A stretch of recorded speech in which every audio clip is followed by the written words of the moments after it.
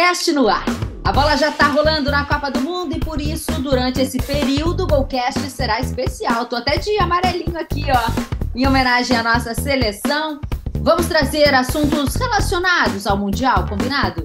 E a gente começa falando com Lincoln Nunes, preparador mental, reconhecido no mundo todo, gente, especialista em performance desportiva e criador do método Atleta de Elite. Olha só isso! Eu sou a jornalista Duda Streves, está começando agora o Golcast, o podcast da GoManage, que fala de futebol de um jeito diferente.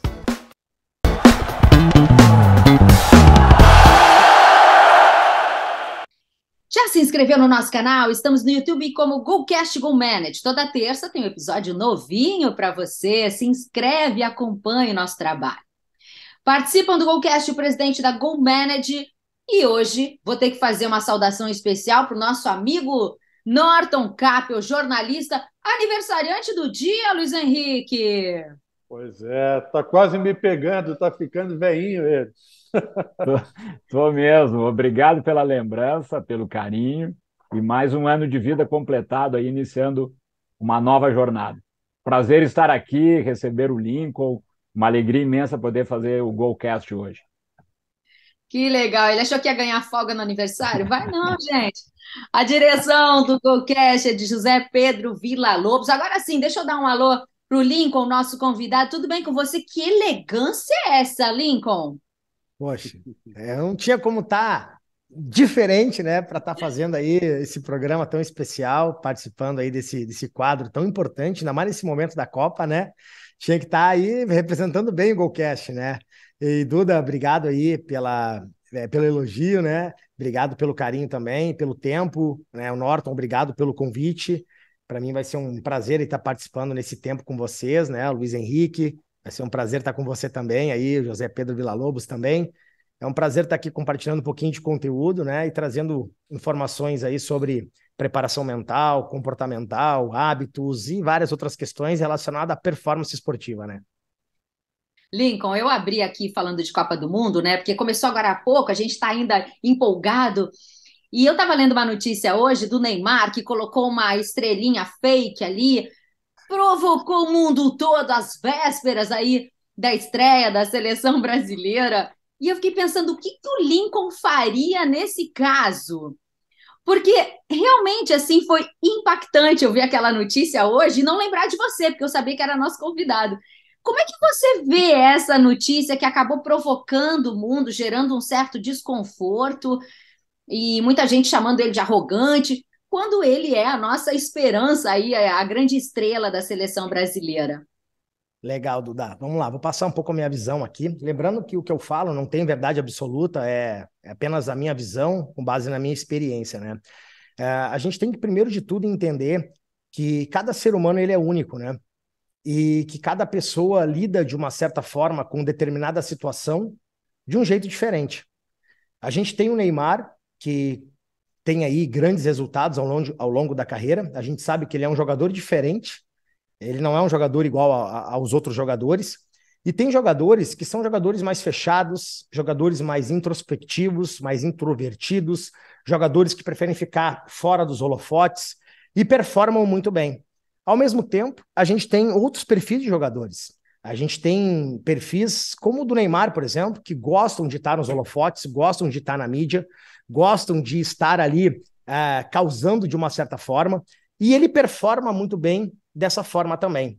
É difícil a gente pegar e criar um manual, né, de isso aqui está certo, isso está errado. Isso vai prejudicar? Isso não vai prejudicar. Porque, no fim, a gente está falando de ser humano. E a alta performance esportiva, ela não é uma ciência exata. Então, a gente tem que sempre lembrar que o que é arrogância para um pode ser autoconfiança para o outro. E eu tenho uma visão um pouco diferente, tá? Que eu vou passar para vocês aqui. Quando o Neymar faz um ato desse, e muitas pessoas a analisam como arrogância, na verdade, a arrogância está muito mais dentro da pessoa do que no Neymar. Então, é muito complicado você pegar e apontar o dedo e dizer que isso ali é um ato narcisista, é um ato arrogante, porque a pessoa ela está julgando com base naquela determinada situação. Só que ela não está analisando o contexto por trás daquilo, ela não está analisando por que aquilo foi feito, e também o próprio perfil comportamental do Neymar, que tem que ser levado em consideração na hora que a gente for dar um feedback sobre alguma coisa.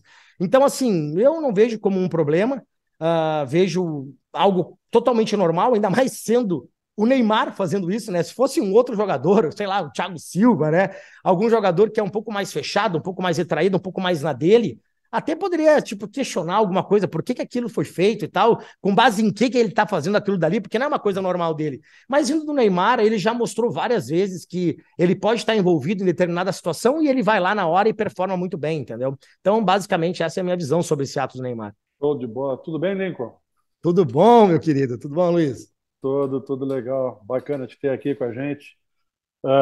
Pô, eu adorei essa tua primeira resposta, né? Porque eu acho que as coisas estão muito mais pesadas hoje em dia, né? O que a gente poderia atribuir a uma brincadeira, a uma provocação sadia, hoje muito facilmente é colocada como arrogância, como desrespeito, né? Um jogador em campo que hoje faz 2, 3 embaixadas, o outro vai lá e entra no meio da canela dele porque está desrespeitando o adversário. Antes era legal, quer dizer, é isso, né? Sei quais são as razões, cada um é de um jeito, né?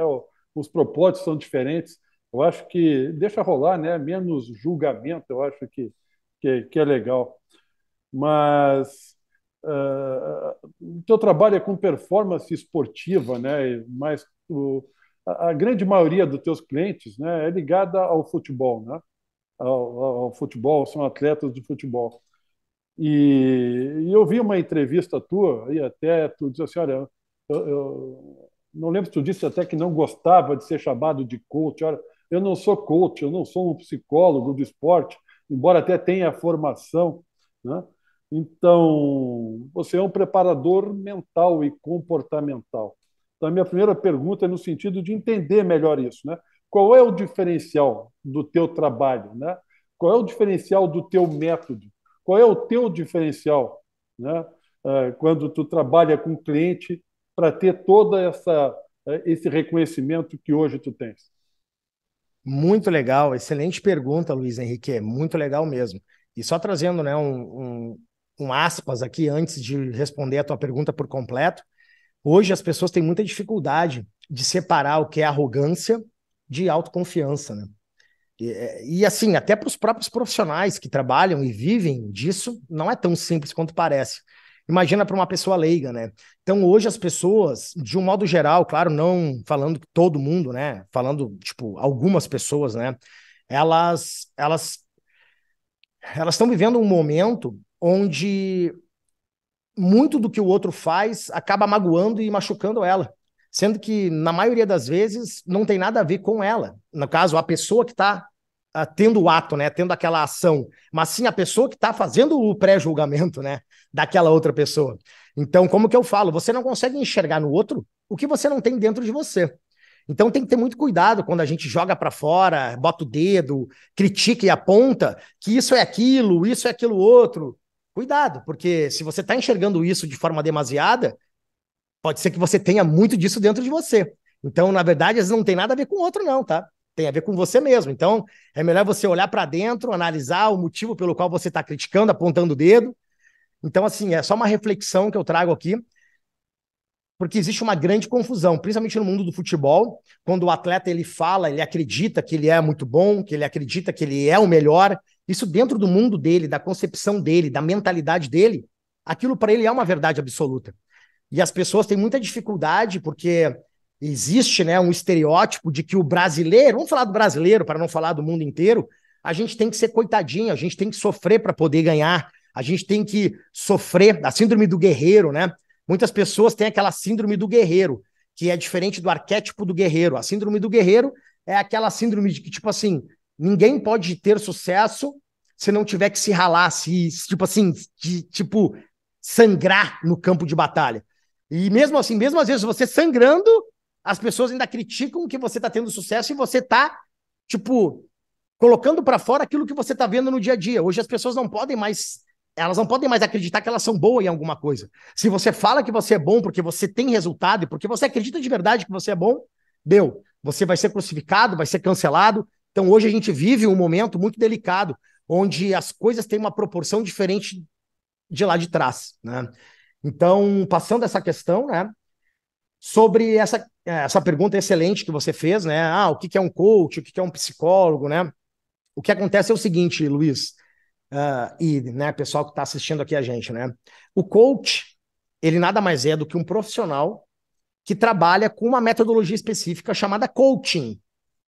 Aí existem algumas teorias de que foi Tim Gallwey, que foi outras pessoas que acabaram difundindo essa metodologia, que é muito usada hoje no esporte, usada no mundo corporativo. Ela é muito importante para trazer resultado, porque ela trabalha com ferramentas específicas, mas quando a gente aprende a metodologia do coaching e a gente começa a se tornar um profissional que atua com essa metodologia, a gente aprende algumas, digamos assim, regras, né, que são impostas quando a gente faz essa formação.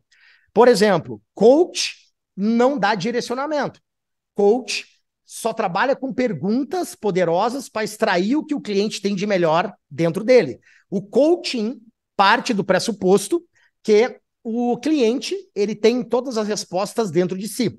E através de perguntas que você vai aprender a fazer, e através da técnica e da metodologia do coaching, você vai extraindo o melhor do cliente sem direcionar, sem dar consultoria, sem dar mentoria, porque são coisas completamente diferentes.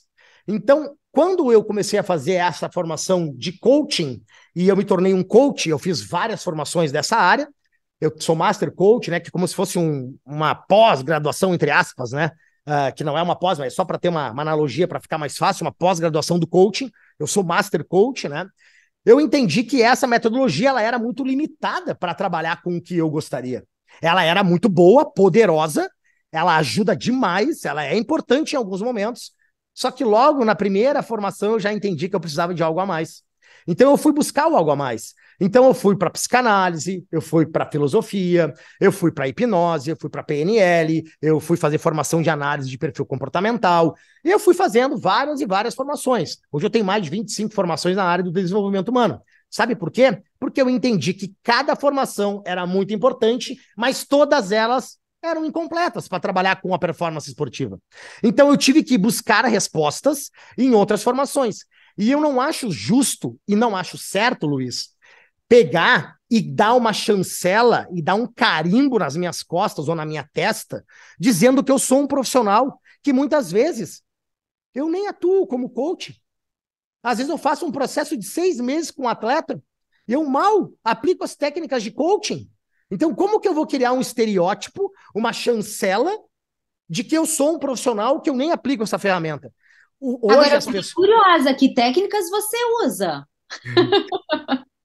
Eu uso um compilado, Duda, de todas as técnicas que eu aprendi. Eu sou um cara livre. Quando as pessoas me perguntam, você é um psicanalista? Não, eu não sou psicanalista. Eu tenho formação de psicanálise. É uma coisa completamente diferente, que as pessoas têm um pouco de dificuldade de entender. Você é filósofo? Não, eu não sou filósofo. Eu tenho formação de filosofia. Não tem nada a ver uma coisa com a outra. Então tem momentos, Duda, por exemplo, que eu vou trabalhar com o Norton, que é um atleta de futebol. E eu entendo que o Norton ele precisa de uma base filosófica neste momento de vida que ele está vivendo. Então eu vou lá em Platão, vou em Sócrates e vou em outros filósofos que eu gosto, que eu me identifico, e entrego aquilo que ele precisa. Eu costumo falar que eu tenho uma gaveta, desculpa, na verdade um armário, com várias gavetas. Eu olho para aquela gaveta e falo, o Norton precisa de filosofia hoje. Eu abro aquela gaveta e entrego filosofia para o Norton. Só que amanhã o Norton não precisa mais de filosofia. Ele precisa agora de uma outra informação, de uma outra técnica. Eu vou na hipnose, que trabalha muito forte a quebra de padrão, mudança de hábito, desbloqueio, quebra de crença. A hipnose e a PNL são poderosíssimas, muito mais do que a psicanálise, por exemplo, para um determinado momento. Porque tem momentos que o atleta não precisa de terapia. E eu não vou fazer terapia com ele. Por que eu vou ficar levantando uma bandeira de uma formação, sendo que o atleta não precisa daquela bandeira, daquela formação? Então, eu não tenho nada contra com quem trabalha com uma única técnica. Muito pelo contrário. Tá dando certo? Cara, segue, tá tudo bem. Agora, eu, com base na minha experiência, com base no que eu vejo no dia a dia, trabalhando com os melhores atletas do mundo esportivo, e não é só do futebol, porque antes de eu migrar para o futebol e atuar praticamente 100% com as elites, os atletas, as maiores estrelas do mundo do futebol, eu trabalhei com muito atleta olímpico, eu trabalhei com atletas de elite do UFC, trabalhei com atletas de elite do jiu-jitsu, eu trabalhei com várias outras áreas. Hoje eu estou focado no futebol, mas eu desenvolvi muitos anos atletas de elite de várias modalidades esportivas, atletas de elite do UFC. Ou seja, muda-se a modalidade, mas por trás de uma medalha, de um status, de uma modalidade, por trás de dinheiro, glória, fama, seguidor, tem um ser humano por ali por trás. Então, Luiz, eu não posso ser injusto e não ser coerente com o que eu faço. Quando a pessoa fala, lá vem o coach, cara, tá errado, porque eu não sou coach, lá vem filósofo, eu não sou filósofo. Eu tenho formação nessas áreas, mas não tem nada a ver com o que eu faço. Porque para tu trabalhar com a performance de um atleta, é muito mais complexo do que uma ferramenta de coaching. É muito mais complexo. E se eu não tenho humildade suficiente para entender que eu não sei nada e que eu tenho que estar sempre buscando conhecimento para entregar o que o meu atleta precisa, eu sou um cara limitado. Hoje existem muitos profissionais que estão mais preocupados em levantar a bandeira da instituição, da faculdade, do que entregar para o atleta o que ele precisa. Eu não sou esse cara. E não estou dizendo que eu sou melhor ou pior. Eu só não gosto de ser esse cara. Por isso eu desenvolvi um método próprio, que agora eu estou buscando a chancela da ciência, estou terminando de desenvolver toda a base científica dele. Já tem 2 artigos publicados relacionados à parte de performance esportiva, onde eu sou o autor principal. Então eu sou um pesquisador do esporte, sou amante da ciência, e agora eu estou buscando a validação do meu método, né? E eu acho que mais uns meses o método vai estar validado por alguma revista científica de grande grau de impacto aí. Lincoln, obrigado por estar conosco, e eu gostei muito de uma frase que tu fizesse na primeira pergunta da Eduardo sobre a diversidade. E eu aqui represento a diversidade, porque eu sou brasileiro, mas eu torço para a Holanda, e porque eu gosto da Holanda, porque eu gosto do futebol, porque eu gosto dos holandeses. Então eu sou o exemplo da diversidade aqui. Mas eu queria te fazer uma pergunta específica sobre alguém que me parece que tu estás trabalhando mentalmente o jogador, que é o Rafinha. E casualmente hoje o Rafinha deu uma entrevista coletiva e ele falou de 2 aspectos para mim muito importantes. Um foi que os jogadores brasileiros têm 10 danças preparadas para os 10 primeiros gols que o Brasil vai fazer na Copa. E a outra é sobre a pressão que esta geração de jogadores está sofrendo para ser hexacampeã, uma vez que o Brasil ganhou o último título mundial em 2002. Como o Lincoln trabalhou a questão, o que tu pode nos falar aqui dentro da tua ética sobre como preparou o jogador, ou como tu aconselharias que uma seleção se preparasse com esses 2 indicadores? Esta exuberância brasileira na questão de tratar o futebol com eloquência e com arrogância ou com confiança, certo? E essa questão sobre o peso que essa geração está levando para ganhar o Hexa no Catar. Legal, vou falar primeiro então sobre a primeira pergunta, né? Sobre a questão de preparar dancinhas, né, para poder comemorar os gols, né, que supostamente vão acontecer. O primeiro ponto, Norton, assim, não falando especificamente do Rafinha, porque tem contrato de confidencialidade, eu não posso falar nada sobre ele, mas falando de um modo geral, né, como eu faria com qualquer atleta que hoje sentaria na minha frente, porque faz parte do método que eu desenvolvi, a gente sempre tem que lembrar, como eu falei no início, né, pela pergunta da Duda, né, que cada ser humano é único e a gente tem as nossas particularidades. E quando você procura invadir o espaço do atleta, tirando a personalidade dele, retirando aquilo que faz sentido para ele, que deu certo até aqui, tudo bem, Lincoln, mas essa seleção nunca jogou junto numa Copa do Mundo. Não, tudo bem, mas o esporte é coletivo, mas a gente nunca pode esquecer que a performance ela é individual. A gente não pode esquecer disso, né? A performance sempre é individual, mesmo que o esporte seja coletivo, ok? Então, quem faz a performance do coletivo é o individual. E a gente sabe que o Brasil tem esse tipo de cultura, né? Tipo, no sangue, de comemorar fazendo dancinha, de ser alegre. Se a gente pega e começa a querer botar muito pitaco e querer mudar aquilo que já faz parte da cultura e que deixa o atleta feliz, a gente pode pisar em ovos nesse momento. Então, vamos olhar para o passado, vamos olhar para a história dos atletas, vamos olhar como eles são no dia a dia. Quanto mais você procura mudar o dia a dia do atleta, mais você tem uma tendência de estar pisando num terreno meio nebuloso.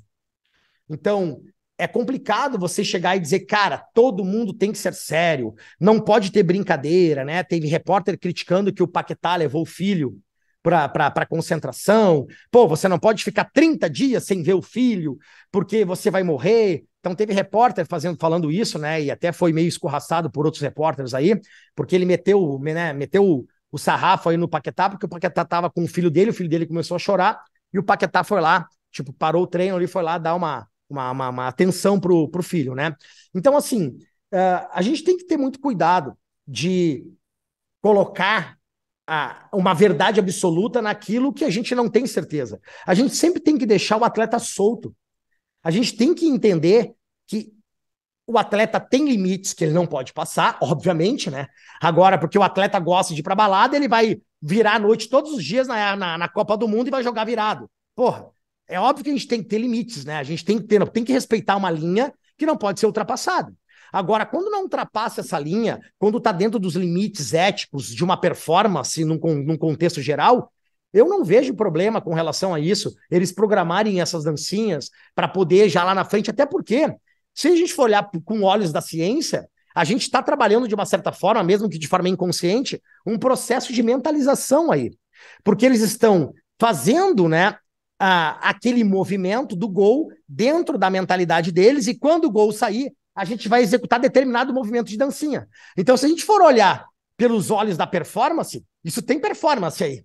E a ciência comprova isso, né? Eu tenho um trabalho publicado na FIEP, né, que é uma revista francesa, membro do Comitê Olímpico, tem um alto grau de impacto no mundo esportivo, onde eu trago o trabalho de mentalização no aumento de performance de atletas de futebol. E querendo ou não, isso é um trabalho de mentalização, querendo ou não, que ele está fazendo ali. Então, é complicado de ficar botando pitaco, né? Ah, mas isso aí é jogar solto. Quando eles fazem isso, eles estão sendo arrogantes, prepotentes, porque vão comemorar, já estão contando com o ovo, né? Antes de sair da galinha. Cara, quem é que disse isso? Quem é que pode provar isso? Eu? Desculpa, eu não posso provar. Então, se alguém pode provar que isso perde performance, tudo bem, vamos discutir sobre isso, então. Então, eu não vejo como algo negativo isso, tá? Agora, o resultado não veio. O Brasil foi uma catástrofe. Deu merda. Bom, vamos sentar e vamos analisar o que poderia ter sido feito diferente. O primeiro jogo foi ruim. O Brasil perdeu, tomou um chocolate. Ok, vamos analisar o que a gente pode fazer para melhorar no próximo jogo? Vamos testar estratégias diferentes para ver o que a gente pode fazer para melhorar? Bom, aí é uma outra conversa. Até porque, né, Norton? Vamos analisar fatos, vamos para números. Como é que está a campanha do Brasil até o momento da Copa? Cara, praticamente impecável, né? Ou seja, e aí? Vamos falar de dados? É complicado, né? Então, agora, John, dentro dessa tua análise de individualidade, que eu já imaginava que teria que ser assim mesmo, né? Porque eles vêm de realidades diferentes, têm perfis diferentes, vivências diferentes, base familiar diferente, né? Então, assim, você juntar tudo isso, eu imagino que seja complexo. Mas onde fica, por exemplo, o Cristiano Ronaldo, que para mim é um cara, assim, os guris sabem aqui, né? Eu sempre chamo ele como um super atleta mesmo, é um ídolo, porque eu acho que ele busca a perfeição a cada minuto da vida dele. E ele falou, inclusive, sobre essa relação, né? Que ele faz yoga de manhã, que ele medita. Então, assim, é mais uma coisa que ele agrega na carreira dele para buscar essa perfeição. E eu tenho a impressão de que ele é um cara completamente sério, focado. E para mim, não é por nada que o cara foi melhor do mundo aí tantas vezes. Então, eu tô correta nessa avaliação, porque assim, do jeito a gente vê um oba-oba aqui, mas aí a gente vê uma seriedade que leva longe também, né? Sim. Se eu fosse pegar e eu pudesse pegar e apostar e colocar o meu dinheiro em algum perfil que pudesse ter uma tendência de dar mais certo, Obviamente que na expressão do poker a gente fala, né? Eu vou all in, eu coloco todas as minhas fichas na mesa no Cristiano Ronaldo.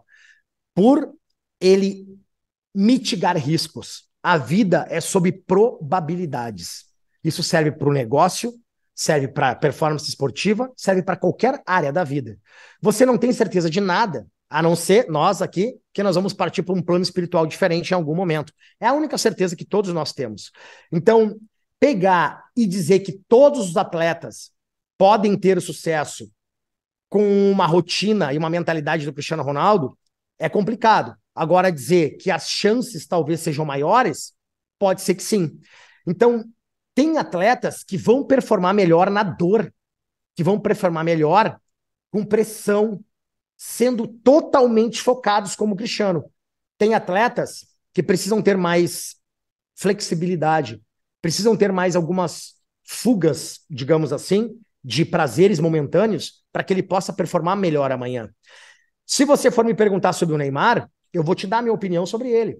Eu acredito que ele já poderia ter sido o melhor do mundo há muito tempo, se ele tivesse feito um modelo híbrido entre Neymar e Cristiano Ronaldo. Acho pouco provável que Neymar teria chegado onde chegou se ele fosse o Cristiano Ronaldo, em termos de hábitos e comportamentos, decisões, foco, concentração, renúncia. Mas, ao mesmo tempo, eu acredito que hoje ele não está onde gostaria, se é que ele gostaria de ser o melhor do mundo, acredito que sim, porque ele não pegou um pouco do Cristiano Ronaldo. Então, muitas vezes o atleta ele tem que ter esse modelo híbrido para conseguir chegar onde ele gostaria. Se eu pudesse pegar e colocar um único perfil em todos os atletas, com certeza esse perfil seria do Cristiano Ronaldo, porque a probabilidade de termos mais Cristiano Ronaldo com aquele tipo de mentalidade, comportamento e atitude, na minha cabeça, pelo que eu conheço, seria maior. Mas eu não gosto da generalização. A generalização, ela geralmente ela é meio que uma doutrina cega. E eu não posso pegar e querer colocar na cabeça do meu atleta, porque o Cristiano Ronaldo faz tudo certo, não toma Coca-Cola, dorme cedo, medita, faz o que ele tem que fazer e ele vai conseguir ter o mesmo resultado. É complicado, entendeu? Então, essa é mais ou menos a minha visão. O Cristiano, mas o Cristiano, assim, eu concordo com tudo isso, é a minha opinião sobre o melhor atleta do mundo, fecha com o Cristiano Ronaldo também. Apesar de que ele tenha sofrido recentemente críticas lá no United, né, por conta de individualismo, né? Muitos dizem que esse foco, essa coisa toda, é porque pensa muito nele, no resultado que ele tem e no que ele gera, né, em função do desempenho dele.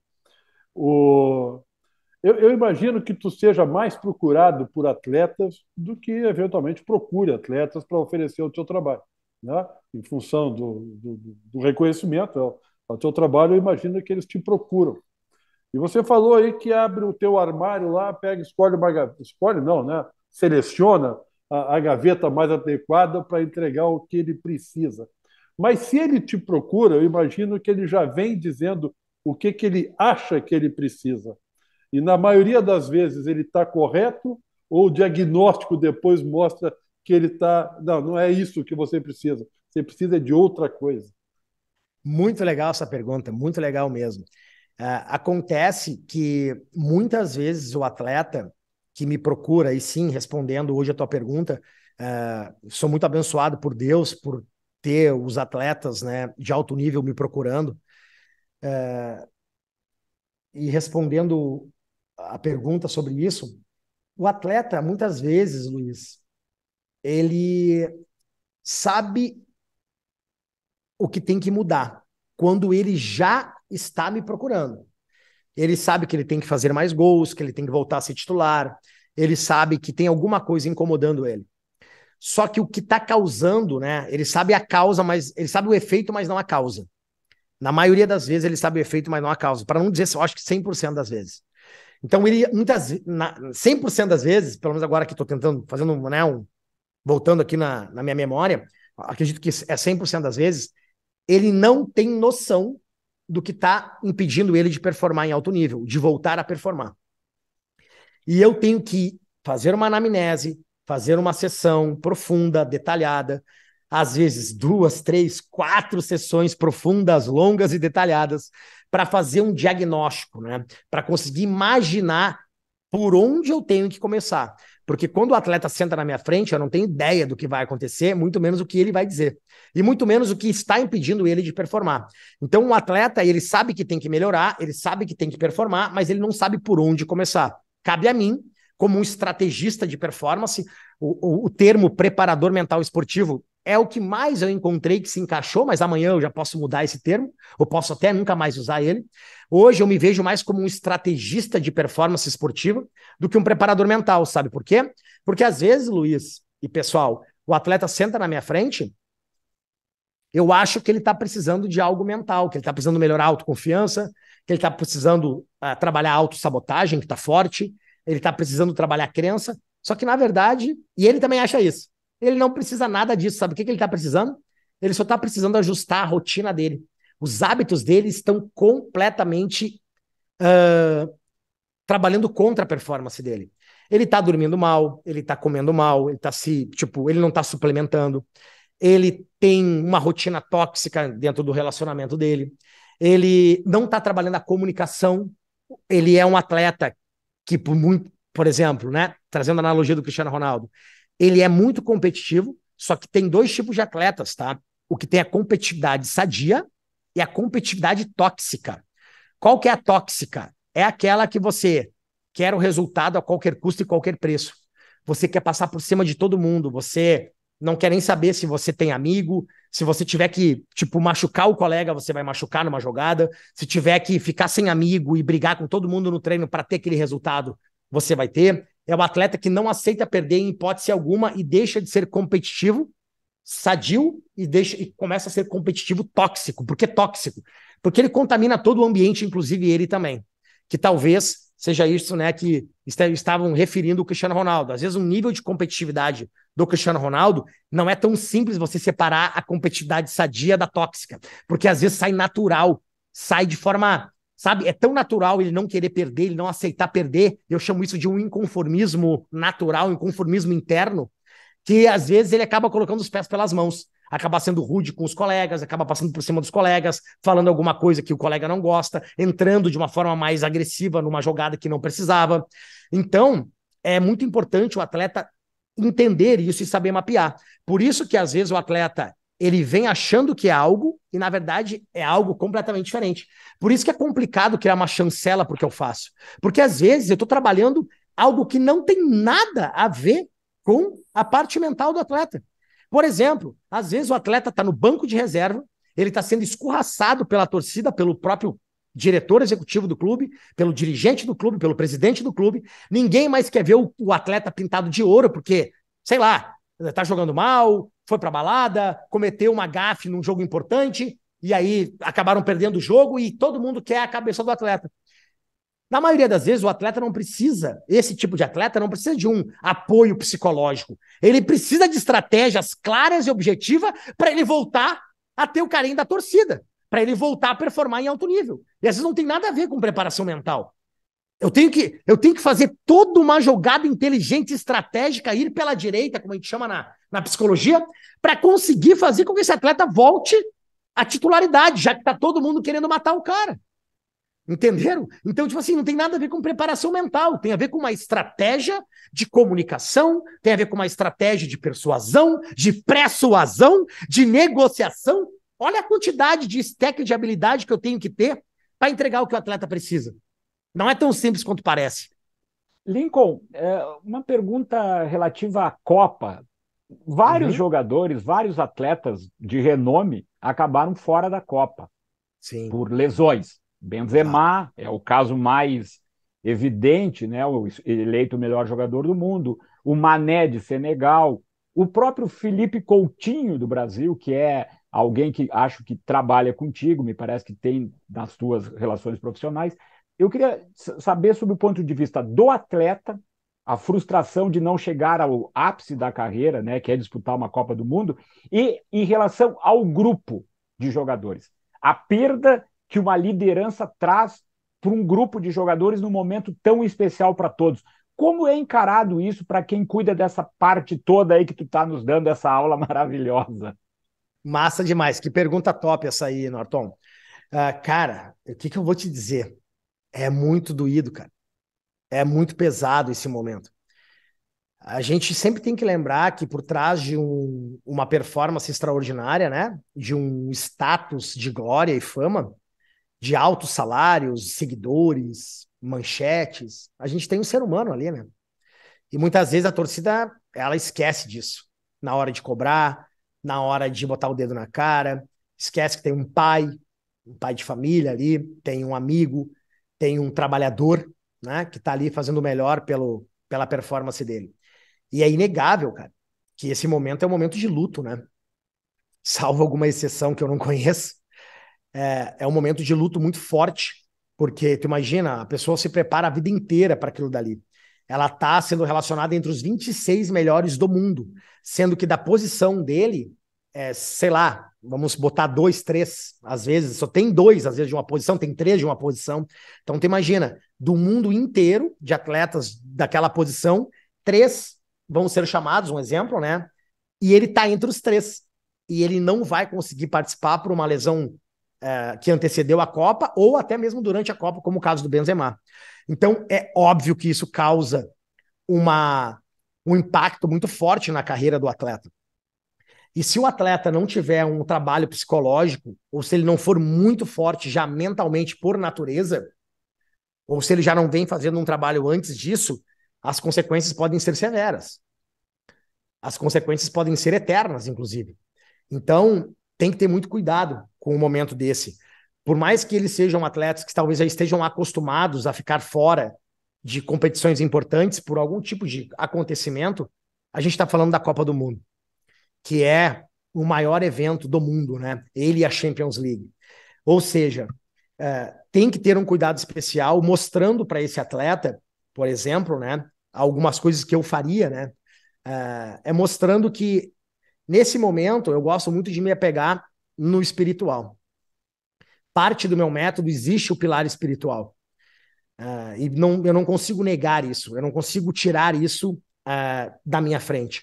Até porque se eu for começar a contar os meus resultados que eu tive aqui com alguns atletas, não tem nenhuma lógica para mostrar os resultados que aconteceram. Só tem uma explicação, é uma conexão divina, não existe outra explicação. Por conta de alguns atletas que eu atendi que tiveram resultados que desafiaram a ciência, desafiaram a lógica. Só existe uma explicação, é divino. Então, hoje eu tenho um pilar espiritual muito forte e eu acredito que um dos meus diferenciais, né, respondendo à pergunta, é essa conexão espiritual que eu tenho. E um outro diferencial meu, respondendo à pergunta, é não levantar bandeira de nenhuma instituição, ter a humildade suficiente para entender que eu não sei nada, que é tudo sobre ele lá em cima e nada sobre mim, e entender que eu estou lidando com um ser humano ali e eu tenho que mais ouvir ele e mais me preocupar com ele do que me preocupar com a ferramenta que eu vou entregar.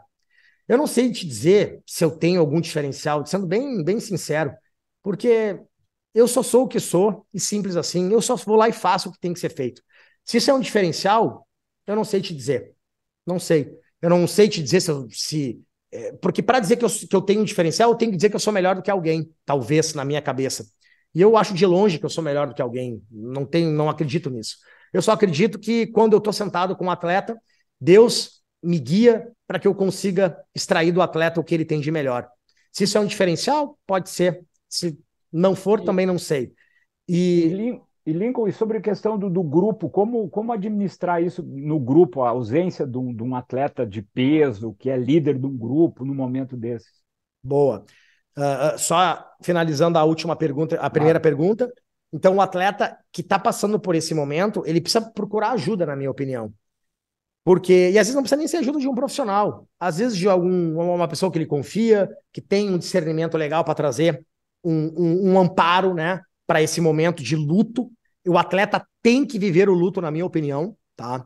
A gente aprende isso dentro da área do desenvolvimento humano, que você ficar suprimindo as emoções em médio e longo prazo não tem uma tendência de ser algo positivo. Então o atleta precisa viver esse luto. Se quiser chorar, ele pode chorar. Se quiser ficar recluso por um tempo, ele tem que ficar. Eu gosto disso, só que eu não sou adepto, né? E não acho saudável esse luto permanecer por muito tempo. Ele tem que viver o luto e o mais rápido possível sair desse luto. Então, trazendo algumas dicas já para quando acontece isso, né? Vive o luto, mas já procura situações, soluções, pessoas para você superar isso e voltar mais forte. Então, eu gosto de me apegar no espiritual, Norton, porque nesse momento eu entendo que é um plano de Deus. Porque se eu ficar apegado e tentando me perguntar por que isso aconteceu comigo, ó Deus, ó céu, começar a me vitimizar, começar a me martirizar, me chicotear, não tem uma tendência de ser algo positivo, tá? Então, o atleta precisa, nesse momento, buscar coisas que amparem ele, não que coloquem ele mais pro buraco, tá? Com o grupo, não é muito diferente, cara. Quando um grupo sofre um impacto de uma liderança, você lembra, né, do Brasil no 7-1, com a perda do Neymar, né? Teria sido diferente com o Neymar em campo? Não sei. Talvez sim, talvez não. Mas não dá para negar que a gente sofre um impacto com a perda de um atleta de nome dentro do clube, né? Dentro do time. E nesse momento, o que cabe? Cabe aos profissionais, os cabeças da equipe, né? Cabem os líderes, que existem outros líderes, né? Dentro de uma equipe, mesmo que a pessoa não queira, às vezes ela é uma liderança, mesmo ela sem saber. Então cabe ali, por exemplo, o Tite, vamos falar do Brasil, né? Que, por exemplo, provavelmente o Coutinho seria convocado, né? Pelo histórico de convocação que ele estava tendo e pela performance que ele estava tendo dentro da seleção, mesmo que a performance no Aston Villa não estava muito boa, poderia estar melhor. Na seleção ele vinha performando muito bem e a gente sabe que o Tite tem um carinho muito grande pelo Coutinho, né? Então, acredito que ele seria convocado. E ele é um cara importante também para o grupo ali, né? Então, o grupo lá, cabe o Tite, cabe o Clebinho, né? Toda a preparação ali da delegação e os próprios atletas, como o Neymar, trabalhar o grupo e mostrar que eles precisam honrar esse atleta que não pôde estar com ele. Então, trabalhar a honra desse atleta que não está, fortalece o espírito do grupo. Então, essa é uma forma muito interessante de fazer com que a situação se transforme em força, né? Porque uma premissa que eu parto, não sei se vocês concordam, é que não existe nada bom ou ruim na vida. Isso é uma percepção criada dentro do significado que nós damos àquilo que acontece. Uma faca é boa ou ruim? Depende. Se você usa para tirar a vida de alguém inocente, não é boa. Se você usa para fazer comida, salvar a tua vida na selva, a faca vai ser muito útil e vai ser muito boa. Então, o significado que as pessoas atribuem ao que acontece na vida é o que toma um direcionamento para algo bom ou ruim. Então, trabalhar o significado da liderança do grupo e da pessoa que, por exemplo, não esteve lá do individual, que não pôde ir, é algo fundamental. Enxergar o que tem de positivo naquilo depois do luto, porque durante o luto é muito complicado. Mas deixar a pessoa viver o luto e começar a enxergar ações que podem ser de crescimento. Por mais que seja paradoxal isso, sempre tem algo para a gente aprender e crescer com uma determinada situação. Só não tem quando você não quer enxergar. Eu acho que nós estamos nos encaminhando, né, para o final e a chefe Duda está me dando aqui o direito de mais uma pergunta, mas eu vou fazer mais duas. Bora! Né? Eu vou fazer aqui, eu iria fazer, e uma que me ocorreu agora, de tanto você falar nessa questão do atleta viver o luto, né? Porque é uma coisa muito ruim, ele se prepara a vida inteira para aquilo e de repente acontece algo e ele não pode. Não pode. Mas eu me lembrei de alguém que, né, a exemplo de uma Copa do Mundo, né, a Olimpíada também é um exemplo, é um dos maiores eventos esportivos do mundo. Como é que você viu o caso da Simone Biles, que chegou até lá e no final desistiu de disputar algumas finais em que ela era, inclusive, favorita? E a pergunta que eu iria fazer, para emendar e ficar duas em uma só, e eu também não posso passar um programa sem eu dar uma criticada na nossa CBF, no calendário do futebol brasileiro. O calendário do futebol brasileiro permite uma boa recuperação mental? Assim eu encerro a minha participação. Muito legal, Luiz, muito legal as duas perguntas, tá? Até me pronunciei publicamente fazendo um vídeo, acho que uns 15 minutos, sobre o caso da Simone Biles, tá? O que acontece é o seguinte, ela foi muito criticada e muito aplaudida. Eu vejo os dois viés, né? Eu sempre vejo um pouco mais profundo porque daquele comentário. Quando você critica a Simone, eu digo você, né, a pessoa no geral, critica a Simone pelo ato, né, de desistência, a gente pode até enxergar um ato de covardia, onde a gente não pode instigar um atleta a desistir como ela fez. Isso é legal, né? Eu acho que a desistência, eu acredito que você sucumbir, salvo algumas exceções, não tende a ser positivo, salvo algumas exceções. Ao mesmo tempo, o ato da própria Simone Biles, analisando o contexto que ela estava inserida, eu enxergo de um outro olho, com um outro olhar. Eu não enxergo como um olhar pejorativo. E eu vou explicar por quê. Eu já tive a oportunidade de trabalhar com atletas olímpicos, onde eu tive acesso a alguns atletas olímpicos da ginástica. E eu posso te dizer que é uma rotina que ultrapassa o sobre-humano. É algo que é difícil de tu mensurar o que essas pessoas, essas crianças, porque começam muito cedo, passam para conseguir chegar lá. Tudo bem que foi uma escolha delas, mas não importa, o impacto é gerado. E quando você tem uma atleta como a Simone Biles, 4 vezes medalhista olímpica, né, pelo que eu me recordo, a maior ginasta de todos os tempos, desistindo da final de equipe e solo, eu enxergo, olhando como um ar profissional, de que uma hora essa conta chega, e a conta dela chegou. O que acontece quando um atleta do nível dela trabalha ao longo da vida sem um amparo psicológico, sem um amparo de uma pessoa profissional, é como se você estivesse pedindo um empréstimo no banco todo santo dia e você nunca pagasse esse empréstimo. Sabe o que acontece? Uma hora o banco vem, bate na porta e a conta chega. A conta chegou para Simone e foi nas Olimpíadas.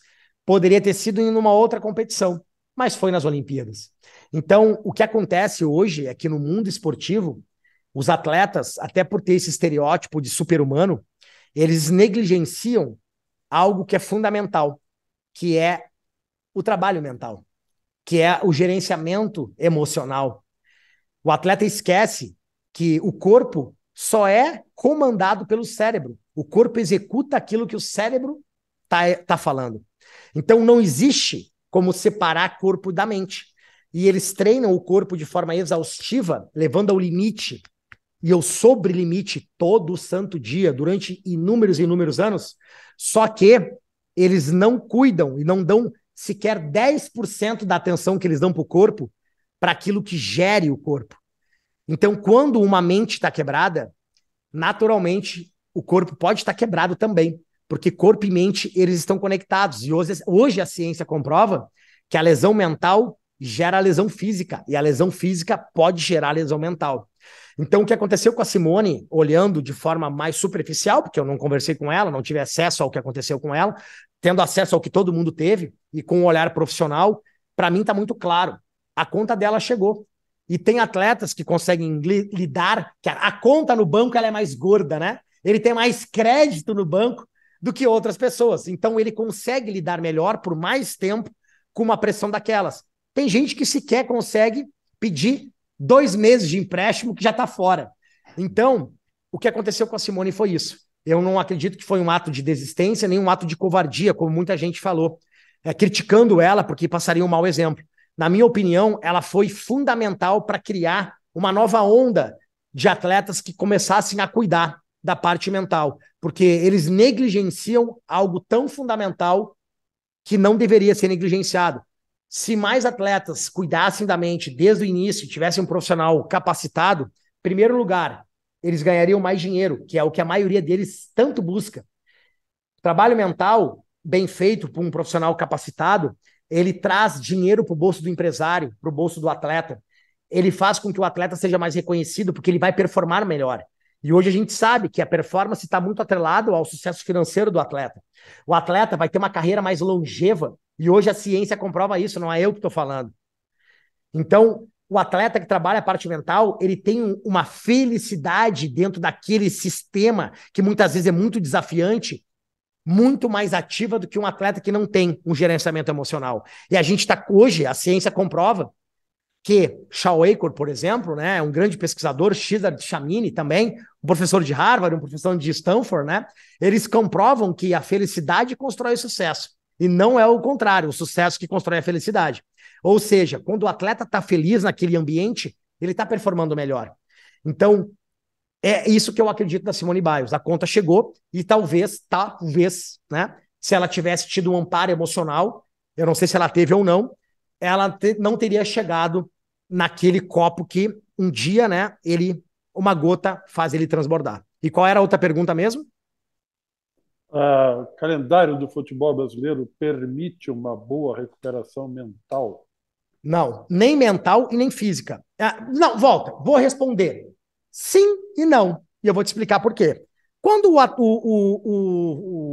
atleta, o time, ele tá só jogando uma competição, tá tranquilo.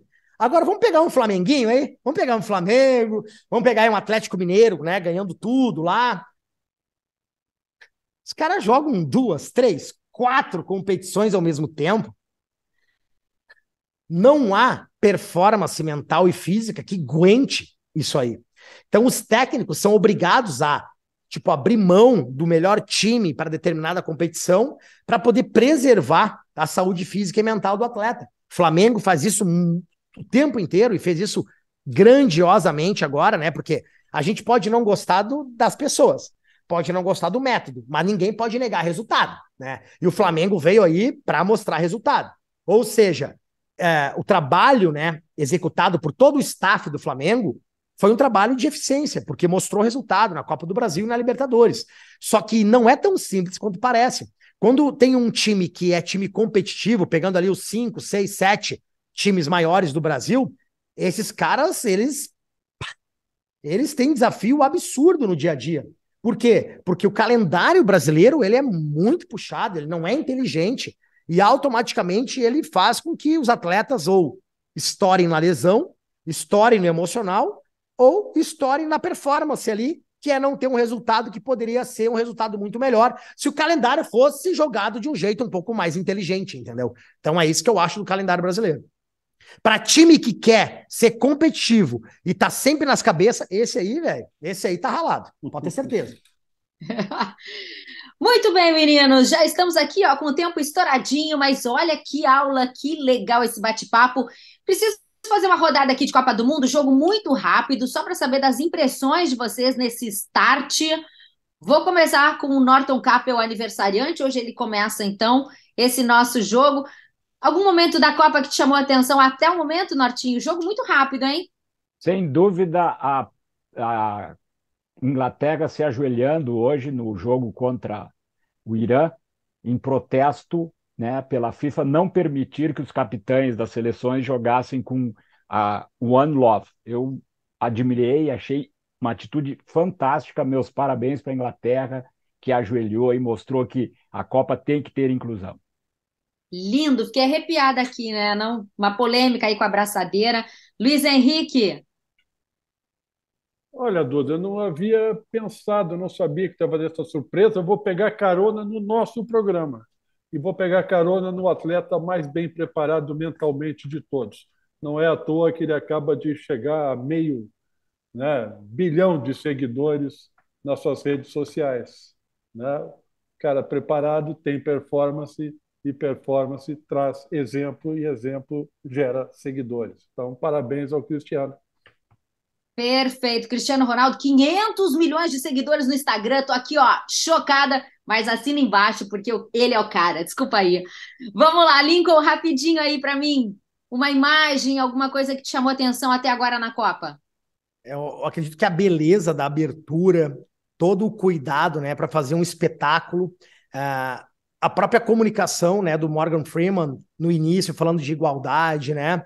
Eu acredito que aquele contexto ali me impactou bastante, sabe? Achei bem interessante e, claro, né, não tinha como deixar de citar o que o Norton falou, né? Que foi algo bem surpreendente para mim também. Eu acredito que esses dois pontos cruciais, fora os jogos bonitos, os gols e tudo, acho que esses dois pontos foram os que mais me marcaram. E Norton, meus parabéns, meu amigo. Feliz aniversário aí.